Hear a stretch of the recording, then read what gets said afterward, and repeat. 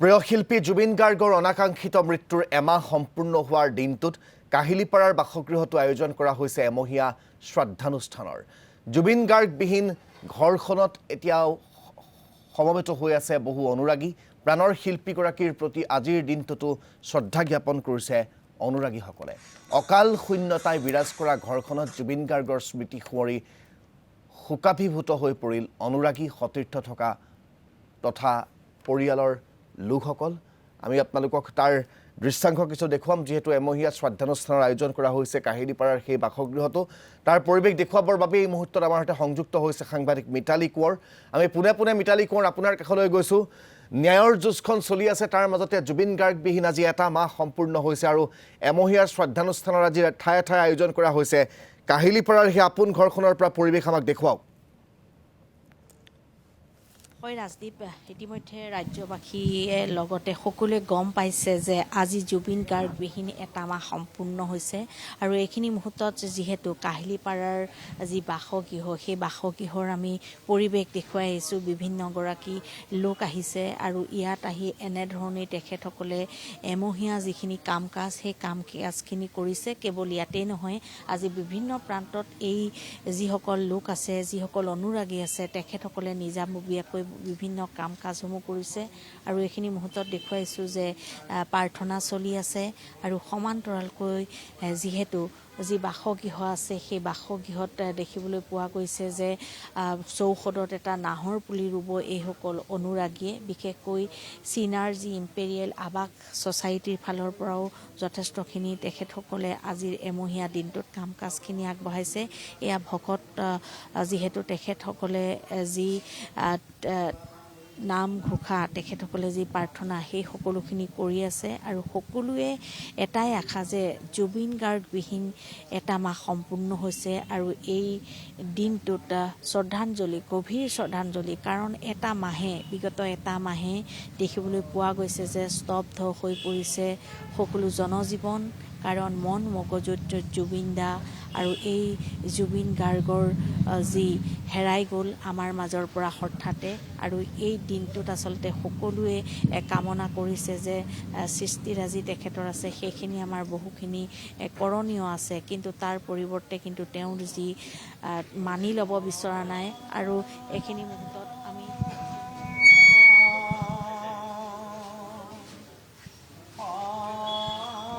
লোক আছে, সেই লোকসকলৰ পৰা আমি জানিবলৈ যত্ন কৰিম। দাদা, যিহেতু আজি এমাহ সম্পূৰ্ণ হৈছে, আপোনালোকে আৱাস গৃহত আহি বিভিন্ন ধৰণৰ গছপুলি ৰোপণ, নাহৰ গছ ৰোপণ কাৰ্যসূচী লগতে হয়, আমি সমূহ কাহিলীপাৰাবাসী একত্ৰিত হৈ ফৰেনচিক বিজ্ঞানগাৰ খেলপথাৰত আমাৰ হিয়াৰ আপোন শিল্পীগৰাকী জুবিন গাৰ্গৰ পবিত্ৰ স্মৃতিত আমি একাজলি শ্ৰদ্ধাঞ্জলি দিয়াৰ মানসেৰে আজি দিনটীয়া কাৰ্যসূচীৰে আমি ফৰেনচিক ফিল্ডত সকলো একত্ৰিত হ'ম, তেখেতক একাজলি শ্ৰদ্ধাঞ্জলি জ্ঞাপন কৰিম। সেই অনুষ্ঠানটোৰ প্ৰথম কাৰ্যসূচী হিচাপে আমি আজি জুবিন গাৰ্গৰ ঘৰত এটি নাহৰ পুলি ৰোপণেৰে আমাৰ কাৰ্যসূচী আৰম্ভ কৰিবলৈ আহিছোঁ। আমি ইয়াত খন্তেক পিছতেই আজি এই নাহৰ পুলিটো ৰোপণ কৰিম। ধন্যবাদ। নিশ্চয় নাহৰ পুলি ৰ'ব আৰু এফালে নাম চলি আছে আৰু এনেধৰণেই যিসকল লোক আহিছে, দেখিছে যে জাতি বৰ্ণ ধৰ্ম নিৰ্বিশেষে এই লোকসকল আহিছে, অনুৰাগীসকল আহিছে ইয়ালৈ। আৰু এইখিনি আমি দেখুৱাবলৈ যত্ন কৰিম যে এইখিনি মুহূৰ্তত যিহেতু নাহৰক লৈ গান লিখিছিল, নাহৰ গছ ভাল পায় জুবিন গাৰ্গে, আৰু এইখিনি মুহূৰ্তত এটা নাহৰ পুলি ৰোপণৰ বাবে তেখেতসকলে চেষ্টা কৰিছে আৰু আমি দেখুৱাবলৈ যত্ন কৰিছোঁ যে তেওঁলোকে এইখিনি মুহূৰ্তত যিহেতু এটা নাহৰ পুলি ৰোপণ কৰিব আৰু যিহেতু এই যিটো বাসগৃহ আছে, এই বাসগৃহৰ সমীপতে অৰ্থাৎ সন্মুখতে এটা নাহৰ পুলি ৰোৱাৰ বাবে তেখেতসকলে যত্ন কৰিছে চিনাৰ্জি ইম্পেৰিয়েল আৱাস ছ'চাইটিৰ ফালৰ পৰা। আৰু তেখেতসকলে কৈছে যে নাহৰ গছ ভাল পাইছিল, প্ৰকৃতি ভাল পাইছিল জুবিন গাৰ্গে, আৰু যাৰ বাবে প্ৰত্যেকগৰাকী গুণমুগ্ধই এতিয়া তেওঁৰ যি এমহীয়া পৰ্ব আছে সেইখিনিত আচলতে গছপুলি ৰোপণ কৰিছে।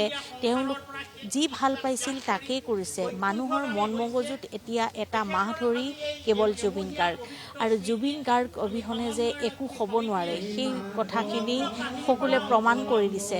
আৰু আমি যি নাম প্ৰসংগ তাৰ মাজলৈ যাম, কিন্তু এইখিনি মুহূৰ্তত যি আচলতে গছপুলি ৰোপণ, সেই গছপুলি ৰোপণ কৰাৰ বাবে তেখেতসকলে আগবাঢ়িছে।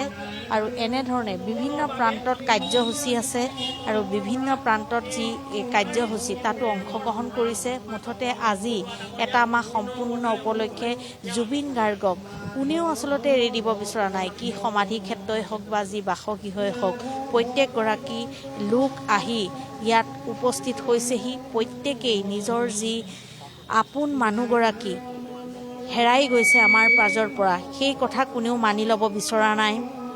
এতিয়াও যেন তেওঁ আছে কোনেও আচলতে বিশ্বাস কৰিব পৰা নাই। আৰু এনেধৰণেই তেওঁ যি স্মৃতি যুগমীয়া কৰাৰ বাবে সকলোৱে কিবা এটা নহয় কিবা এটা কৰি আছে। আৰু এইখিনি মুহূৰ্তত যিহেতু দেখিছে যে এটা নাহৰ পুলি ৰোপণ কৰিছে তেওঁ যি বাসগৃহ তাৰ সন্মুখতেই, আৰু সকলোৱে কৈছে যে এই যি নাহৰ, এই নাহৰ আচলতে সুন্দৰকৈ ডাঙৰ হওক। কাৰণ নাহৰ পুলি ভাল পাইছিল, নাহৰ গছ ভাল পাইছিল, প্ৰকৃতি ভাল পাইছিল, জীৱ জন্তু ভাল পাইছিল। জুবিন গাৰ্গৰ যি সত্তা, সেই সত্তাটোক জীয়াই ৰখাৰ বাবে সকলোৱে সকলোখিনি কাম কৰিছে। আৰু সুন্দৰকৈ এনেধৰণে তেখেতসকলে আজিৰ দিনটোত এফালে যদি প্ৰাৰ্থনা চলি আছে, আনফালে গছপুলি ৰোপণ কৰিছে।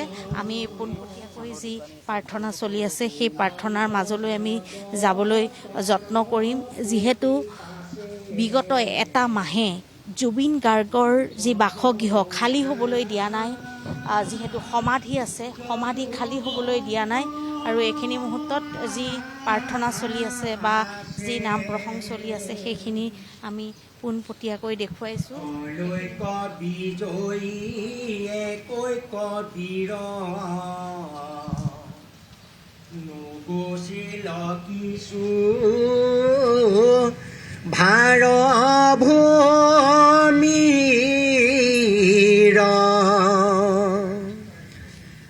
যিহেতু সবাৰো আমি আশ্ৰয়,